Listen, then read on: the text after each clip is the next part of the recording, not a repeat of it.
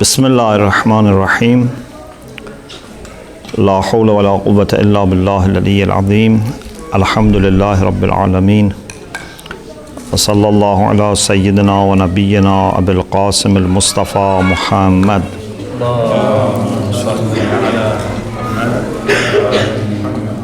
وآله الطيبين الطاهرين لا سيما بقية الله في الأراضين أجل الله تعالى فرجه الشريف. اللهم كل وليك الحجة ابن الحسن صلواتك عليه وعلى آبائه في هذه الساعة وفي كل ساعة وليا وحافظا وقائدا وناصرا ودليلا وعينا حتى تسكنه أرضك طوعا وتمتعه فيها طويلا برحمتك يا أرحم الراحمين.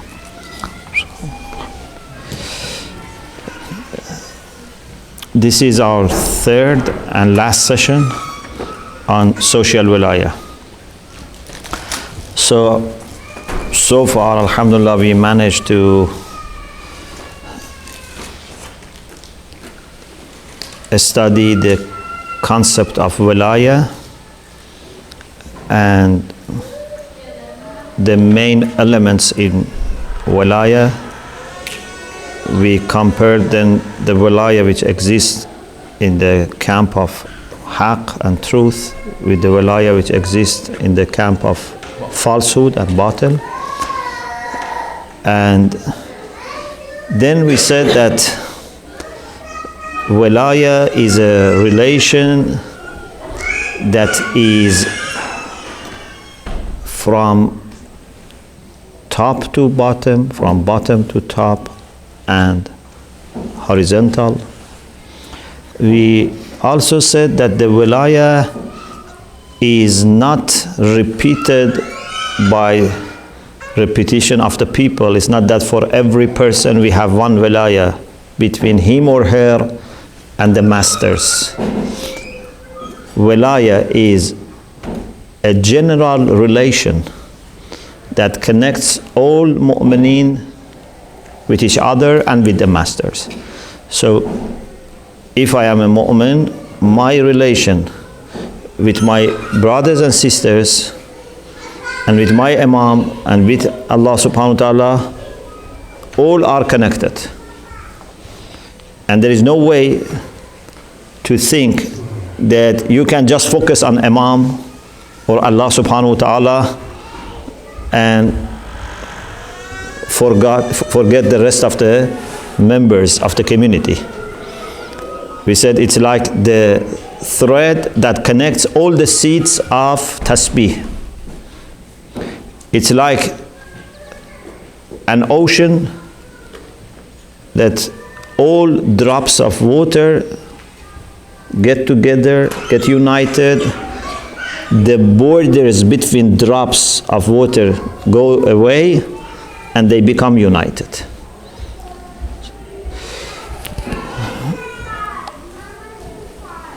Unfortunately, we said people have mistakenly thought that wilayah is something just to believe in, and we said this is a misconception. Wilayah is something to practice. When you say one of the furu'ud-din is salat, is it enough someone says, I believe that salat is wajib, and you don't practice? I believe that hajj is wajib, but I don't go to hajj. When we say taballi and tabarri are two furu'ud-din, it means that you have to believe in them and you have to practice them. You cannot just say, I believe that I should love, Amirul Mu'mineen and he's, for example, Shia. It's something you have to practice. Then we said that a measure of our love for Allah subhanahu wa ta'ala, our love for Prophet, for Ahlul Bayt, is how much we love each other. So just to love Allah, we said it's not enough. We have to love for the sake of Allah subhanahu wa ta'ala. and we mentioned this hadith from Misbah al-Sharia, al-muhibbu fillah muhibbullah. The one who loves others for the sake of Allah, he is a lover of Allah. If you want to be a lover of Allah, you have to love others for the sake of Allah. And we said two things that you need in order to love Allah subhanahu wa ta'ala. One is to remember His blessings. One is to love other people. You love other people, Allah puts His love in your heart. وَجَبَتْ مَحَبَّتِي لِلْمُتَحَابِّينَ فِيَّ. My love is necessary for those who love each other for my sake. And then we referred to some hadith, ziyarat, du'as, in which very clearly Ahlul Bayt have taught us that the way for taqarrub, ataqarrabu, I don't want to repeat everything we said, the way for getting near to Allah and to them is بِمُوَالَاتِكُمْ وَمُوَالَاتِ وَلِيِّكُمْ. Their wilayah and wilayah of their friends, their followers, their awliya. And then we ended, I think, at the end of the second session with this hadith of Burayd al-Ijli to Imam Baqir alayhi salam, that when he said to Imam that, "Oh Imam, you have lots of Shia in Kufa. Why don't you uprise against Bani Umayyah?" And Imam alayhi salam wanted to check, wanted to test, but he didn't ask about the number or about, what they have prepared, weaponaries and so. No. He said, أَيَّضَعُ أَحَدُكُمْ يَدَهُ فِي كِيسَ أَخِيهِ فَيَأْخُذُ حَاجَتَهُ. Is your relation so intimate and you have established so much of trust and love that if one of you is in need and his brother is not there, he can put his hand in the pocket of his brother, the pack of his brother, and take what he needs? He said, no. Then Imam said, فَهُمْ بِدِمَائِهِمْ أَبْخَلْ. In one hadith, we have this concept that when, inshallah, Imam Zaman comes, جَاءَتِ الْمُزَامَلَةِ. When he comes, Muzamala comes. Then they ask, what is Muzamala? Muzamala, literally in Arabic, today we say Zamil. For your classmate or your colleague, you say Zamil. Zumala, Zamil, yeah, colleague, classmate. In Arabic, when two people were traveling and they were sitting on the two sides of a camel, they were called Zamil. Like a co-traveler. So this is the literal meaning. But here, a deeper meaning is meant. When Imam was asked, what is Muzamala? Imam said, when Imam Zaman comes, if someone needs money or anything, he can put his hand in the pocket of his brother and take what he needs. So this is not something that only Imam Baqir asked from Burayd al-Ijli about Kufa. This is a general requirement that if you want to test how honest people are in sending their invitation to Imam, you should test them by this. How much they love each other. How much they are ready to sacrifice for each other. Not just how much they pray or they fast or do good things on their own. No. How is their brotherhood, sisterhood? In those lectures about Wilayah, I refer to this also writing tawqi of Imam Zaman, Ajjalallahu Ta'ala Farajahu Sharif, in which he said, لو أن أشياعنا وفقهم الله لطاعته على اجتماع من الأمر. If our Shia were united in their affairs and they were loyal to their covenant, لما تأخر عنهم اليمن بلقائنا, the blessing of meeting us would not be delayed. وَلَتَعَجَّلَتْ لَهُمُ السَّعَادَةُ بِمُشَاهَدَتِنَا, and the happiness, blessing of meeting us would be brought earlier. So, why Imam Zaman is not today with us? Why Imam Zaman was not with the Shia 100 years ago, 200 years ago? The answer is the same. Because so far there has been no generation of the Shia who have established this unity between themselves. And if the situation is going to continue like this, Ghaiba is also going to continue like this. Pardon? Which one? This is the tawqi, written message. لو أن أشياعنا وفقهم الله لطاعته على اجتماع من الأمر والوفاء بما عليهم من العهد لما تأخر عنهم اليمن بلقائنا ولتعجلت لهم السعادة بمشاهدتنا. Maybe a little bit variation in the words because I'm using my memory, but 99% is this, like this. So this is a very great message. If you want Imam Zaman to come and save humanity and establish universal justice and peace and brotherhood, we need to get united. We think that Imam Zaman is not coming because he's waiting for zulm to fill all over the world, and still there is no enough zulm. No, zulm is enough. Zulm has such a nature, even a little of it is too much. Yeah? Even the Quran says, ظهر الفساد في البر والبحر بما كسبت أيدي الناس. So even in the time of revelation of Quran, zulm was already enough.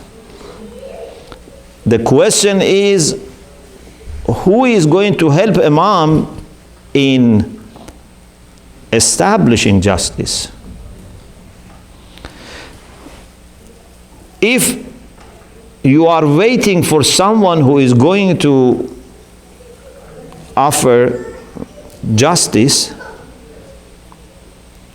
offer brotherhood, offer unity, you have to pave the way. Imagine if there is an epidemic disease, many people are dying, many people are suffering, and there is only one doctor who has the treatment for this problem. And you are waiting for him to come. So what do? You try to set up a hospital or clinic. You try to train nurses who can help him. You try to prepare everything so that when he comes, he has a team at his service, and then he can offer his treatment. You cannot expect him to come and say, okay, we have to get this land, then we have to get permission to build it, then we make a clinic, then we need, beds, we need, to train people, as nurses, then I start my treatment. You have to do all these necessary arrangements so that he comes, he takes over. Sometimes I say to people that if we are, fair, just let us be fair. Is it fair that we expect Imam Zaman to come and solve the problems inside Shia families and Shia communities? And then when he finishes this, then we say, okay, now let's go and do your universal mission? Or we have to show to Imam Zaman that we have so much of understanding and maturity that we have sorted out our local problems and now we need someone to guide us for solving international problems. Yeah? If someone is able to function on international level, you shouldn't ask him, to fix the roof of my house. This is a man who is the last Hujjah of Allah, and he is going to accomplish the mission of all the messengers of God. Because Allah says, لَقَدْ أَرْسَلْنَا رُسُلَنَا بِالْبَيِّنَاتِ وَأَنزَلْنَا مَعَهُمُ الْكِتَابَ وَالْمِيزَانَ لِيَقُومَ النَّاسُ بِالْقِسْطِ. All the messengers came so that people stand up for qist, social justice. Who is going to accomplish this? يَمْلَأُ اللَّهُ بِهِ الْأَرْضَ قِسْطًا وَعَدْلًا بَعْدَمَا مُلِئَتْ ظُلْمًا. He is going to establish this. Okay, now this man who is going to establish what all the messengers tried, and each by his capacity tried to take some measures forward, then we say he comes and sorts out problems between us. This Shia center, that Shia center, this alim, that alim, this family, that family still have problems. They cannot work together. So if the situation is going to be like this, I can assure you Imam is not going to come. But if we are united, if between us we establish what Imam wants to offer to humanity, so that Imam can look at us as, mashallah, these are united people, these are voices of justice and equity, they don't do zulm to anyone. Now with them, I can invite other people.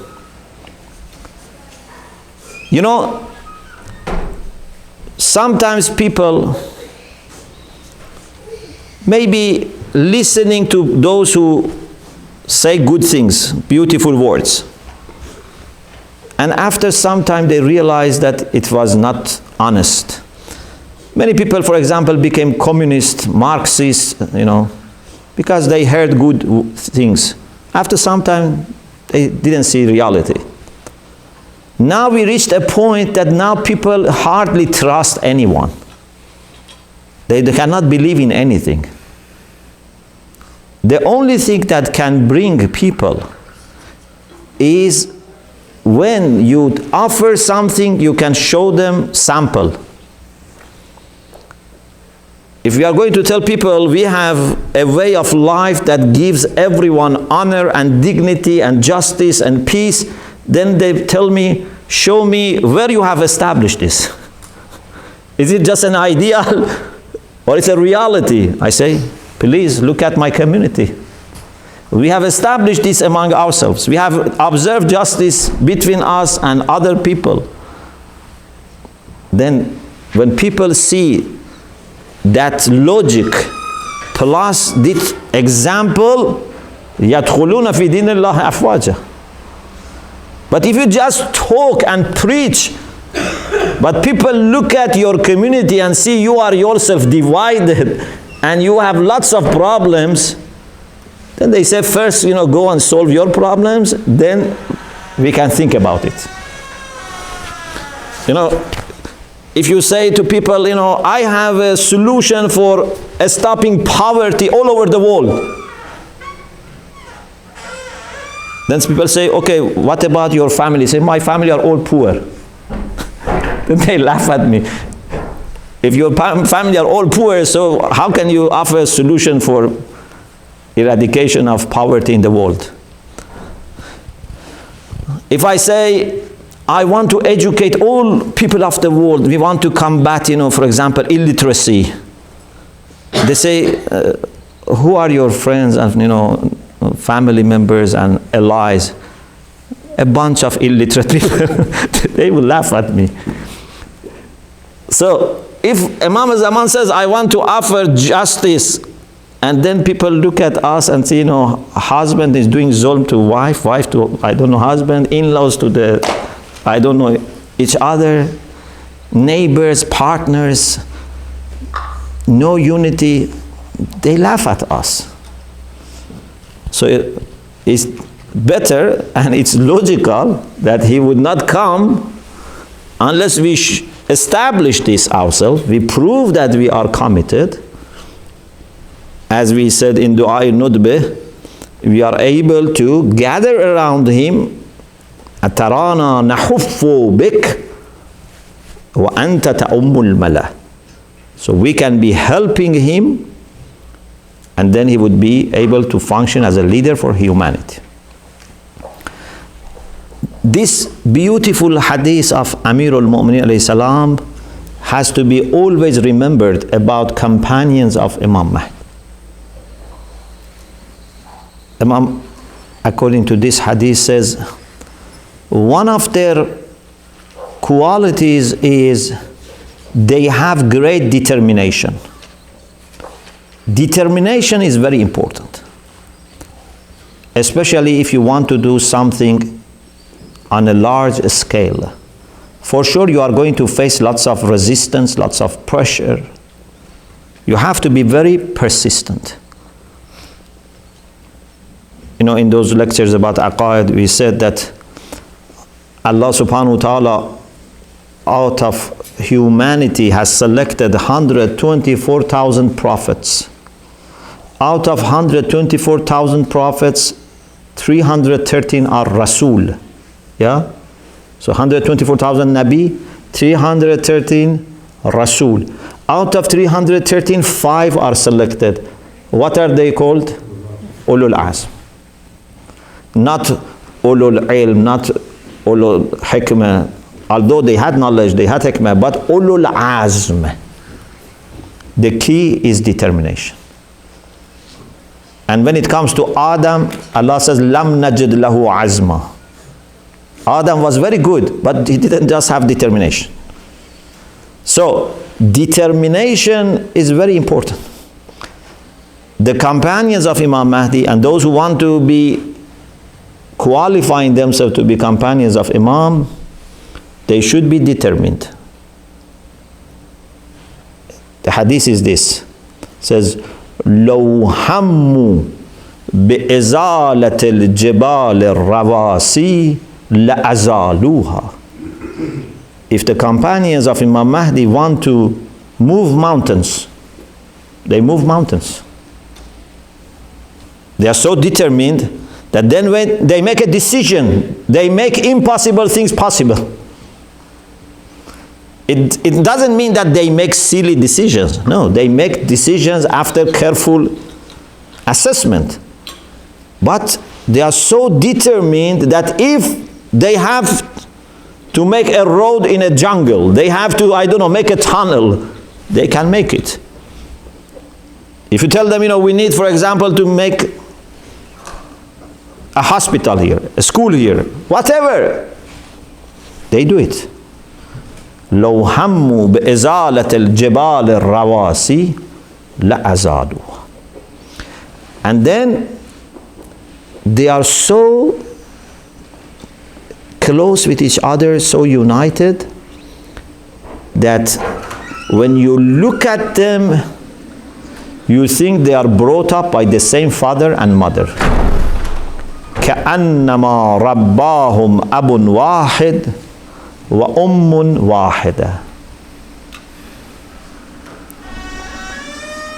Maybe one of them is from China, one of them is from, Argentina, one is Mexican, one is Iraqi, one is Pakistani. It doesn't matter. Their mentality is the same. Their akhlaq is the same. Their behavior is the same. You think they are brought up in the same family. You know, imagine if there is, for example, an Iraqi, for example, family who has adopted a child from India, for example. Yeah, so there is an adopted child from India and they have their own children, but they are brought up together from childhood. When you look at them, you see their appearance is different, but their mentality is the same. Their akhlaq is the same.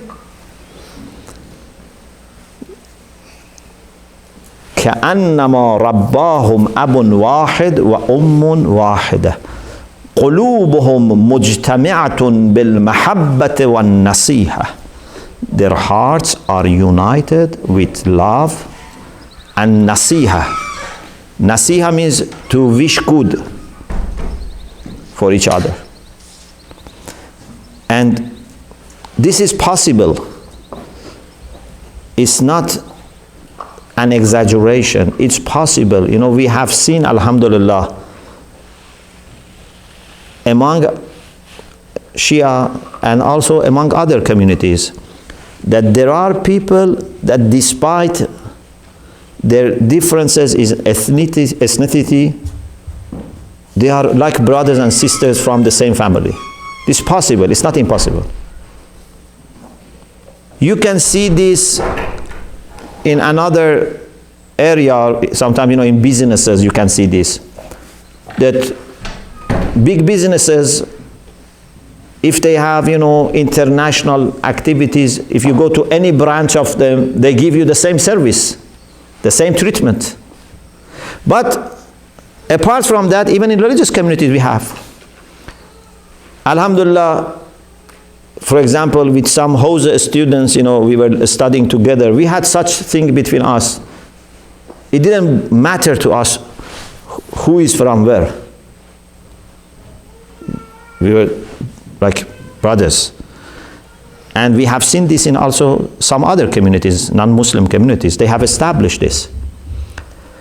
So we have to work hard for establishing this unity. Otherwise, Imam is not going to come. Otherwise, our iman is not complete. As I said yesterday, Rasulullah said, وَالَّذِي نَفْسِي بِيَدِهِ لَن تَدْخُلُوا الْجَنَّةَ حَتَّى تُؤْمِنُوا وَلَن تُؤْمِنُوا حَتَّى تَحَابُّوا. You don't go into heaven without iman, and you don't have iman without loving each other. So in dunya, you would not have sa'adah of being with Imam, and in akhirah you won't have sa'adah of going to heaven if you don't love each other. So what should now we do?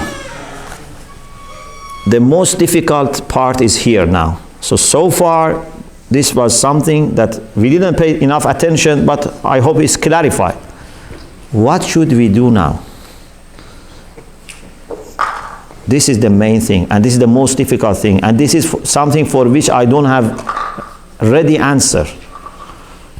But I share few ideas, and I hope you have also some ideas, you know, I can learn from you. This is something that we need to work together and think together, and inshallah Allah will, you know, inspire us to go further. One thing is, this has to be put very clearly in our education. Whether it be in family, in madrasa, in a school if we have a school, in our majalis, this must be a message that constantly comes, that Wilayah is not individual. Wilayah is collective, is social. You are not mu'min unless you show that you are able to act as a member of the community. You think first for the good of the community. You try to represent your community. And you know that in dunya and akhirah, you can only be happy if your community is happy. You can only prosper if your community prospers. This has to be put in every ground for education that we have. This message should come. Sometimes, I say to brothers and sisters that we are not true Shia in this sense. Wilayah is the soul, is the spirit of Islam.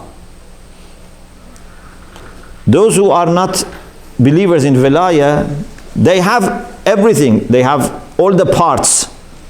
They are Muslims. We recognize them as Muslims. They believe in Tawheed, Nubuwwah, Ma'at, Salat, Zakat, Hajj. They believe in everything. They are Muslim. Because if someone doesn't believe in one of the parts of Islam, which is self-evidently known to be part of Islam, then he is not Muslim. If someone says, I don't believe in Hajj, I don't believe in Quran, I don't believe in Ma'ad, he is not Muslim. If someone says, I don't believe in Imamah, he is a Muslim. Why? What is the answer? He's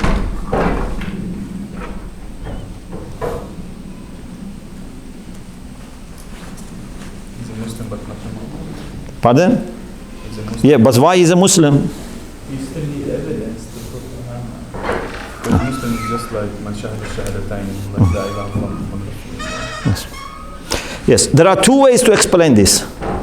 One is that because Imamah is not self-evident. It's not that if you deny it, it's because you don't believe in Islam.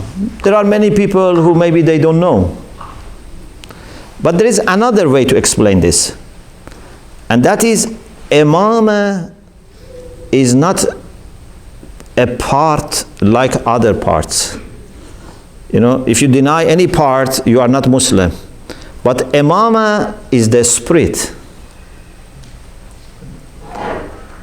Ma nudiya b'shay'in kama nudiya bil wilayah. Wilayah is different. Wilayah is the soul. Sometimes you have a body, doesn't have hand or leg or eye or ear. Something is missing and you can quickly see. Sometimes you see body is there, but there is no aql, for example. There is no life. Everything is complete. Yeah, but there is no direction. There is no reaction. It's jahiliyyah. Mata mitat al-jahiliyyah. Man mata wa lam ya'rif imama zamanihi mata mitat al-jahil. So, Wilayah and Imamah are the spirit, are the soul. But the soul of Wilayah, the soul of the soul, the spirit of the spirit, is this social side. So we have gone one step further compared to non-Shia. We understood Wilayah, but we didn't come to the end of the journey, and that is to establish social Wilayah, to love each other for the sake of Allah. So we are not 100% Shia. We are not Shia. We are half Shia. Still we have not become mature in our being Shia. Just like a person who has been only to primary school. He has not yet gone to higher school and higher education. We are still like children in being a Shia. Where is that قلوبهم مجتمعة بالمحبة والنصيحة? Do you see it? Is there any country in the world or even any town in the world that the Shia are united? They have organized themselves. They have one leader or a group of leaders. They have put all the resources under that leadership. They plan together, they work together. Everyone is working for the same cause. Do you know any such city in the world that Shia have established this unity between themselves? Unfortunately, it seems not that much, as far as I know. It's not the case. Even in one town, we have not been establishing this. Even if a town has 100 families, we don't have this unity. we have always thought this is something marginal. The main thing is to pray, to fast, to have majalis for Imam Hussein. Why we should have one majlis? I have my majlis, you have your majlis, that person has another majlis. The more majalis we have, the better. This is wrong. Majalis are supposed to unite us, not to divide us. But everyone says, I want to get reward, so I want to have another majlis. If you want reward, close your majlis and ask people to go to another majlis. This is a misconception that it must be something that I have done it. Otherwise, I don't get reward. So, once, you know, somewhere in Canada, they told me, you know, we have, I don't know, 12, 14 Urdu majalis in this town. But I told myself, I don't know, I should be happy or I should be sad. Do you have 12, 14 majalis because the community is so grown that every place was filled, there was no space, then they had to, for example, go to another place? Or you are 12, 14 because every few people who cannot get together, then they split and they start another center. You see, our centers are not increasing in number because the facilities are not enough or we don't have enough space. They are increasing because one is Iraqi, one is Arab, one, I don't know, one is Pakistani, but Indian, one is Khoja, then this is from Punjab, this is from another part of Pakistan, this is from this part of Iraq, this is another political party.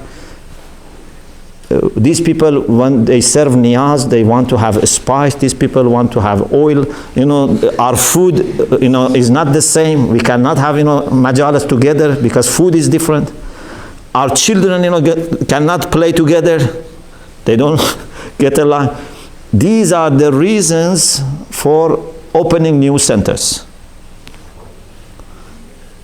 We are not saying that, okay, alhamdulillah, the Shia community is growing.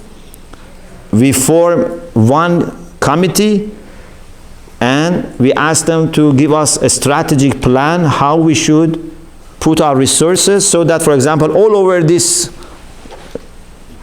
town with reasonable distance, we have centers. And each center should be with all the facilities, equipments. No, it's just, I sit, for example, with my friend and I say, you know, let's open a center. Then another person who has a, you know, donor says, let me open a center. And just we are dividing the community. So, we have to put this in our education. From the beginning, till we die, that the sign of our iman is to love for the sake of Allah, to work for unity. If you are muwahhid, you must bring people together. You cannot be muwahhid and break the community. This is one thing that is obvious that we have to do.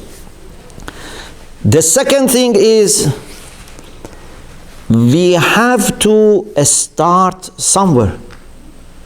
I cannot wait for you, you wait for me, and then nothing happens. You know, or I cannot complain, you know, I say, why, for example, our leaders don't do anything. They are also doing their best. And you know, a mu'min is always more concerned about what I can do, not what other people should do. Because it's not helping. You know, if I waste my energy, what other people should do that they are not doing. And I think everyone is trying. Let me be a, you know, power force for change. We as few students, we as few, I don't know, professionals, few businessmen, few friends, let's see what we can do. Not by opening a new center, but by establishing this unity between us. Let us start with 5 people. So each of you should be able to find at least 4 people outside his family with whom he can establish this unity. If I cannot expect you to open your pocket for millions of people, but I can ask you, brother, at least 4 people that you trust them, and as a sign of your iman, you are able to share with them your time, your energy. They can rely on you, you can rely on them. This is not because they are needy or you are needy. This is a sign of your commitment. As Imam alayhi salam said, if they are ready to give money to each other, they can give life. Otherwise, فَهُمْ بِدِمَائِهِمْ أَبْخَلْ. So if we start with 5 people, so for example, in Montreal, in Ottawa, in Toronto, we can have groups of 5. Then we can have larger groups. These 5 and these 5 can get together. Then we can have groups of 10s. Then we can connect the cities to each other. So we can have, you know, I can tell you, if you have 100 united people, is better than 100,000 divided people. Amirul Mu'minin alayhi salam had tens of thousands of people. Imam Hassan alayhi salam, when he left for battle, he had tens of thousands of people, but there was no benefit in them. They were actually troubles. If we can have 1,000 united Shia in Canada, that قلوبهم مجتمعة بالمحبة والنصيحة, they are ready to share with each other whatever they have, they trust each other, they are ready to die for each other, you can change the world. So everyone should try to establish this. And as I said, this is a gift that you can offer to Imam Zaman, that, oh Imam, as a small member of the community, I have managed to bring this unity to 5 people, to 10 people, to 20 people. I have managed to bring unity to, for example, students in this university. I have managed to bring unity to student societies in 5 universities, in Eastern Coast, in whole Canada. So the plan should be to establish unity over unity. And this needs persistence, this needs patience, this needs sacrifice. This needs to have a big heart, this needs sharh sadr. Not that, you know, for every little thing we boycott each other. For every little thing we fight each other. We accuse each other. This is not acceptable. There are other things that if we go into a more detailed discussion, maybe, you know, we can discuss. But I very much want to learn from you what you think we can do to start this somewhere. And what you think, or based on your experience, what you can do at least to establish this among few people. I have a view, but it's like on a longer term. Yeah. Like even like Sayyid Khomeini, rahimahullah, when he started thinking about the revolution, he didn't like do it in the next day. Like he waited a bit, and he depended on the young people, the new generation, who were like filled with the revolutionary thoughts. So, as you said, Maulana, like even the non-Muslims, when they look at our community, they will say that you're not even like together. How should we be all together? And we can make it more specific. If we want to make one community and our families divided, like between the husband and the wife and the kids, how can we build a community? So in my view, I think like from the ayah to أنفسكم وأهليكم. So maybe if we started to do this social wilayah between the husband and the wife, and we raised our children on this thought, and every family, like 5 families, raise the new children on this thought, the new generation will automatically have this thought in them. But it will need a bit of time, like 10 years, 15 years, to have like a new generation. But this is important and we must do this, but if our children don't see this in us, then they won't accept this. So we have also to do this, ourselves. So it should come in parallel. You educate children with this mentality, but also you try to set up examples that your children can look at those examples. They can say, okay, my father, mother themselves worked for unity. Yes. Who is moderator? Yes. Because the sisters are raising their hands. So I'm sorry. Okay. I was distracted. Bismillah. So, Sister Sarah, anyone else so far? myself. Yes, okay. In my experience, what we've done in Ottawa is having discussions. Sometimes we would have a different number of people, so not just the study partners, but bigger group of people. And we've been doing that recently, and that's helped a lot in building a stronger brotherhood. Sorry, what? I missed part of what the sister said. Could you just repeat? Yeah, so I was just saying, recently we tried to organize some more Mubahatha sessions in Ottawa with not just the study partners, but larger groups of members of PLC who are art in Ottawa. So that's helped a lot to build the strong brotherhood. What? So she said that recently, I missed actually so you asked a question, how can we Yes. enhance? Okay. So sister said they have organized Mubahatha circles. Very good. Not only with people like that are in KLC, but just to kind of enlarge the discussion within the community. Very good, thank you. So I think that we are living in the West, and the West encourages individualism. So we are actually battling with the media and everything that feeds our children, even in the schools, towards being individualistic.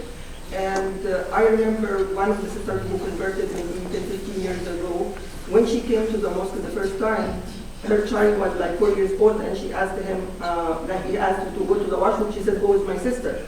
And then he asked her to eat. She said, go with my sister. And he said, how many sisters do you have? And this is she was feeling that like all the sisters, is sisters in Islam. Like 15 years ago now, I see her, she said, like, if I die, there is no one for my children. So I feel there is something hidden in the environment that makes people divided. And we need to be aware that I think it could be even the enemies of Islam want us to be divided. So I remember also in the 80s, I was for an interview in USA, and the Jewish there, they brought actually a rabbi to my interview, and he was telling me in my face that we know the strength of Islam lies in the sisterhood, brotherhood, and if we break this, we break Islam. So there is something going against the unity of Muslims, and we have to be aware of that, whether it is the individualistic approach or whether the enemies of Islam. And I think for us, when we go for the mosque, for example, nobody talks to anybody, nobody says anything. So there was a kids show, they did research, and they say, what makes people connected? So they actually found out when they did the research that showing vulnerability makes people more connected rather than if everybody's just shutting down and they don't want to talk about their problems. And when I ask people, why you don't talk to each other, what is happening in your life? No, we don't attract anyone to know anything.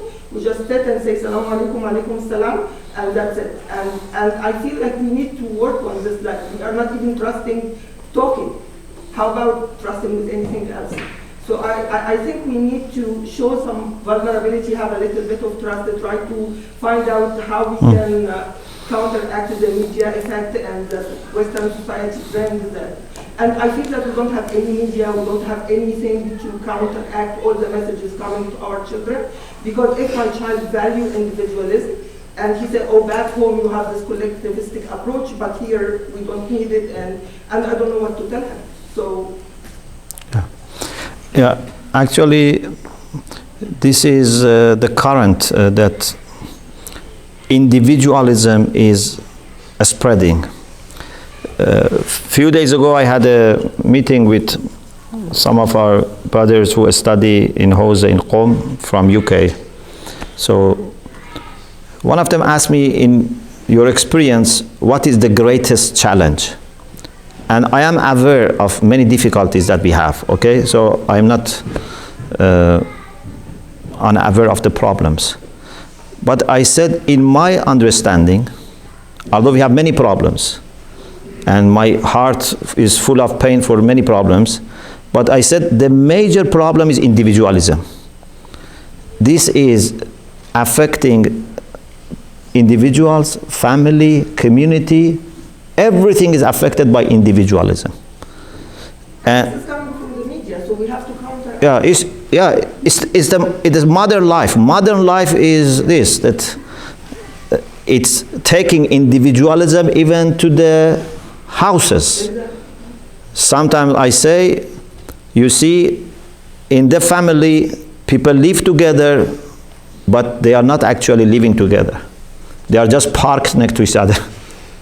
You know, there's a difference between just being parked to each other and being a family.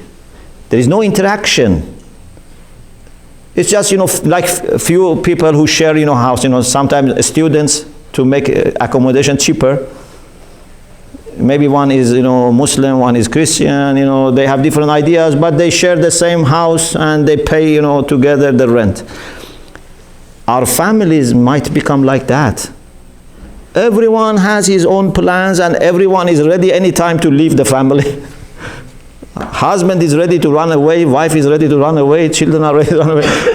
Because everyone is only thinking what is working better for me, not what is better for the family.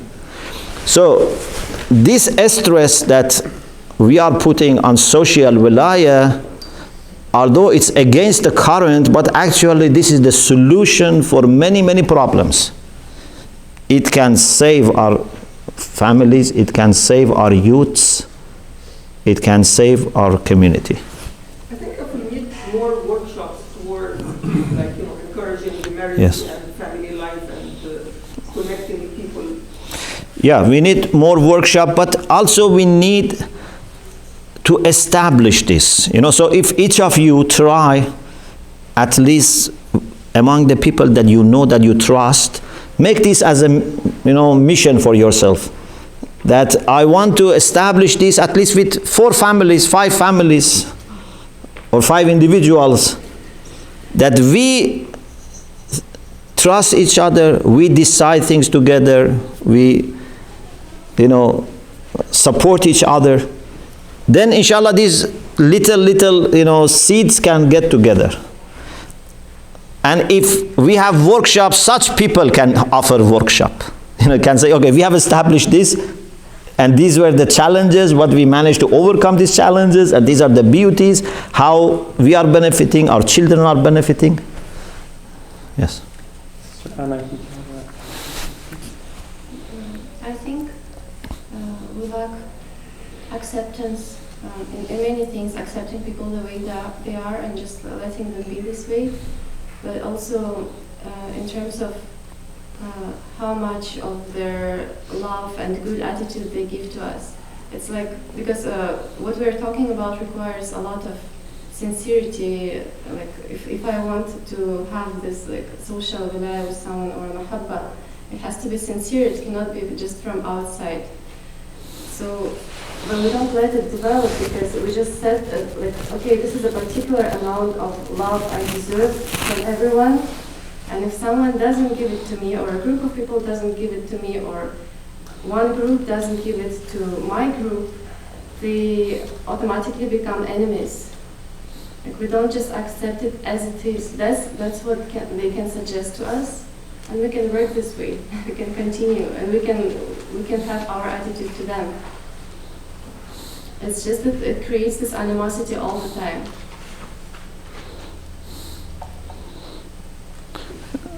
So the summary is? The summary is probably the expectations. Accepting what people are and how much they can give us. Yeah. And a mu'min is more concerned with what he can offer than what he should receive. Sometimes when I say, for example, Imam Baqir said, this about, putting your hand in the pocket of your brother. People say, there is no one to let me put my hand in his pocket. I say, this is exactly where you make the mistake. It's not that, who is there that I can put my hand in his pocket. The message is to whom you have opened your pocket. When we talk about, for example, the love and mercy between husband and wife, then husband goes to the wife, says, you should, give me this. Wife says, to husband, no, this is to say, why I am not giving this to my spouse. This is the healthy approach. So, we should not be that much thinking of receiving. We should much be concerned, have we been given this to our brothers and sisters? If we take this healthy approach, many of our problems would stop. Unfortunately, we have sometimes this bad habit of complaining too much. We complain a lot. We should stop this and be positive. If people give us something, appreciate, show love, we should thank them, be grateful. But if they don't do it, we should find hundreds of excuses for them. Not that, we blame them. So, I agree with this suggestion. We have 5 minutes so we have 2 more questions, Brother Mubarak. Did I miss anyone on the sister's side? There is 2 of them. Okay. So we'll finish the sister's side, but yeah, let's finish the sister. Then sister, I don't know who was... Just a quick comment. Yes. One thing that I suggest sort of in the future, if we could continue, especially with a group like KLC that has a bit of a wider reach, is to make sure we don't forget about the Shias that are living isolated. So, when I moved to Ottawa from a community that was much smaller, I didn't have this connectedness with other people. It wasn't there.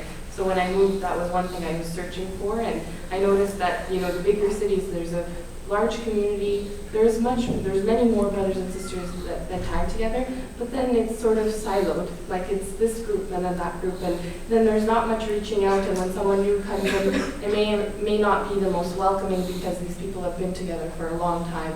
And when I moved, there were welcoming people, so it worked. But I think we need to always keep in mind that there's someone, isolated in a little place somewhere that is probably hoping for this kind of connection. And if we can somehow find a way to widen our reach, then that will also have a very positive impact. Yes. Any comments on that? Yeah, it's very important. We should always try to think about what people might go through and anticipate their problems. Sometimes we think everything is all right, everything is okay. So when we have new members of the community, when we have new members of our faith, like revert brothers, sisters, you have to be a little bit, here using your creativity and anticipate what they should go maybe they're going through, and think about it. When a person comes to our center for the first time, we should think, what this person might expect from us. So it's very important. I think it's important to remember, although there's a lot of problems within the community, as practicing Shias, I find that we tend to forget and get distracted that in essence our hearts are all one, and we all, at the end of the day, we all kind of have the same intention. And I think when we're working towards social wilayah and towards any strengthening any social establishment, that it's really, really crucial to remind ourselves regularly about our intentions and about the purpose of our actions. there are like small cases, which I wanted to ask if anyone had any advice on. Is I think like most people that are working towards the improvement of our like social groups, they're good-hearted and they do in good faith and they're good people in essence.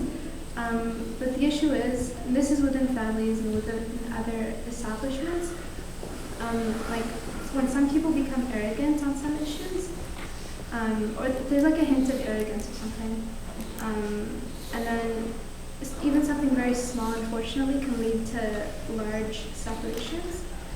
And I was wondering if Maulana or anyone else had any advice on how to properly discuss things, just in general. Like, what's a proper way to approach someone and discuss an argument if they have two different views on it? So to summarize, the fact that as Shias, more specifically, we all have the same goal ultimately, and what is the best approach with people with whom we differ, especially if they can come across as arrogant. Did I summarize that? Okay.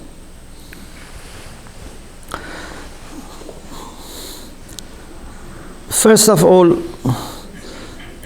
if we have differences of opinions, we should try not to be judging people based on this difference. Many times when we have differences, then we very quickly, very soon, we try to say this person has a problem. As if it's not possible two mu'min disagree. Two mu'min can disagree, two pious people can disagree. But many times you see, when two people disagree, they say that person doesn't have taqwa, that person is selfish, that person is greedy. No, it's possible, two mu'min, even two brothers can disagree. So we should not quickly translate these differences, whether it be social, political, into moral language and religious language. We should respect people and say, my brother, my sister has another opinion. I have this opinion, he has another opinion. This is one point. The second thing is that we should always be happy to communicate. Stopping communication gradually creates walls of separation. So you don't talk, then after that you don't meet, and after that a wall of separation is created. And it's very hard after some months or some years of not meeting and not talking, then to go back. It needs bravery. So when there are people who differ in their opinion, we should respect them, we should be talking to them. If on this issue we differ, maybe there are other issues on which we can work together. We leave this issue aside. We don't need to agree on all the issues so that we work together. If we agree on one point and disagree in 99 points, let's work on that one thing that we agree. Yeah? Sometimes people say, we have few differences so we cannot work together. Okay, those differences, you leave it for the time that when you have consensus. Work on those things that you agree. So, we have to know that the greatest thing that we have and the greatest thing that we have to preserve, the greatest thing that we have to protect is our unity. Many times, I meet youths in organizations, students, community, leaders. I say, whenever you disagree on something, on doing a project, and this is going to lead to division, don't do it. Because I don't think there is any project which is more important than the unity of the community. If you disagree and this is going to divide you, leave it.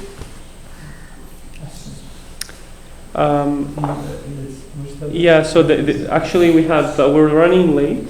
Salah is at 1:30, and we have 10 minutes until Salah. So if you agree, then we'll take the questions and Yeah, let's just. we'll have. Yeah. So there was the brother I don't We know. were asking for a solution on unity. When you look at it, I will never forget, 1957, on a Reader's Digest, there was an article that my father had shared with me. And he says, if there's nothing, you need to read this. And it was a French journalist that on the Reader's Digest was saying that there is no force in the world that can amass people from all four corners of the world, irrespective of caste, creed, all right? That can bring people from all around the world into one place at one time, and that is the concept of Hajj. That concept of unity. Imam Khomeini, for the rest of his time, he talked about nothing but ummah that is wahid, all right? The only caveat to this,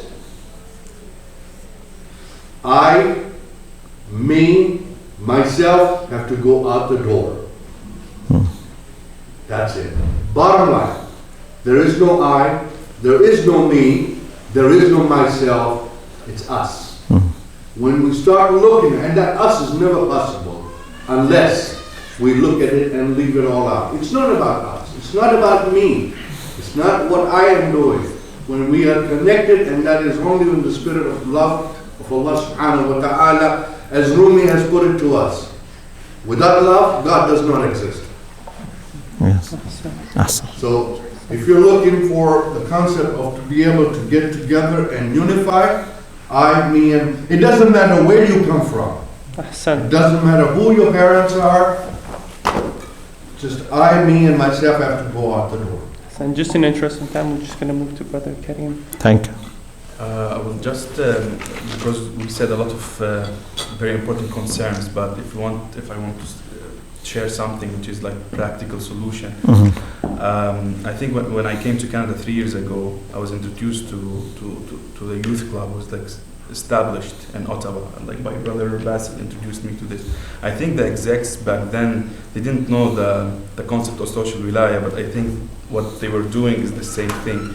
Their idea was to have a small youth club for like 17 or 18 and above, which is not connected to any center, and the main language should be English. So I think this is one of the practical solutions in the West, because if you're having programs and everything in Arabic, Urdu, Persian, how can you do the social wilayah? So the main thing was to do the program pure in English. The second thing was from all the centers, like from the Pakistanis, Lebanese, Iraqi, they all sit together every Saturday. They don't focus on the lecture. The lecture is just 30 minutes, and the rest of the night, sometimes like we finish at 2 a.m. It's all discussions, get to know each other. What I witnessed and I got my job in engineering because I met someone there who referenced me.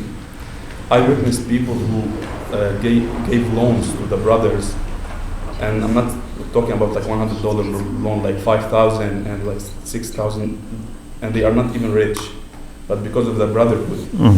And what you can see there, different maraja, different background, different ethnicity and everything. So I think it can be possible done. Sure. Maybe if it's a bit smaller, it's easier, and then it can grow. So I just want to share this, maybe to like give it hope, like it can be done. Inshallah. Then we finish, inshallah, with Brother. Okay, I want to talk about another aspect of this problem, and that is, I think, aside from the work that we should do, there needs to be some work done from higher levels. For example, the Maraja and others. But one example that comes to my mind is, take this as just one example. So it's fine to have different ideas, for example, in Ahkam between Maraja, but this example for me is very hard to digest. For example, there's a big difference. There's a difference for saying for moon sighting, and in month of Ramadan we have big issue. I think there is if the according to Marja A and B, there's a difference in the beginning of the month. So I and my brother have different Laylatul Qadr, we have different Eid, and literally at the day of my brother's Eid, I'm doing haram because it's the day of Eid, but I'm fasting because my Eid is tomorrow. But so this is just one example. There are other problems that has to be solved. But for example, this one, I think Maharaja has to get together and solve this, come up with one solution. So if there is two Eids, how can we get in one center to have Eid? So this is also it could be helpful if we had one Eid, but you can have two Eids and be united, and you can have one Eid and fight where should we go. You can follow two marja and be united, and sometimes wakils of the same marja take each other to the court. So it's the mentality that has to change. These things can help, but these are not the main reasons for division. Just closing remarks. I will just share. I really like the comment that Brother Karim mentioned, because we need to have some positive, things that are actually happening around us. So these are not like theories that are far away. I mean, if we look among ourselves here, how did we came here? Most of us in Montreal and the few nucleus in Toronto, we were connected like a family for years and years and years. So in Montreal, we've been working for at least the Quran Tadabbur sessions have been there since 2007. They are still running 2000, so 9 years, bi-weekly Saturdays, people know where to go. And then some connections. So my point is that if that brought us here, for those who are still doing there, realize the importance of that. And don't let go of those experiences that helped us come here easily because of life commitments. Because had many of us at the time, stopped those small activities, then we wouldn't have been here already. So let's look around us and search for those things that are actually connecting us now, and let's not forgo of them for any reason, and try to build on top. Perhaps that's the starting point, because most of us are connected. So let's put as much energy as we can with the existing small bonds that we have in Montreal, in Ottawa, and in Toronto. And there is less than few marriages happening, then we are, alhamdulillah, connected. So the bare minimum is actually making the current stronger, and then looking how to go. But let's never, ever in our life, let go of that structure that's already here. It was before KLC, actually. KLC was built on top of that. Yeah, so that's the point that I want to share. So it's not far, it's actually, we've been connected for years. And the good news also has to be shared. Of course, not to show off or to be proud, but as a blessing of Allah. Amma bi ni'mati rabbika fahaddith. So it's good.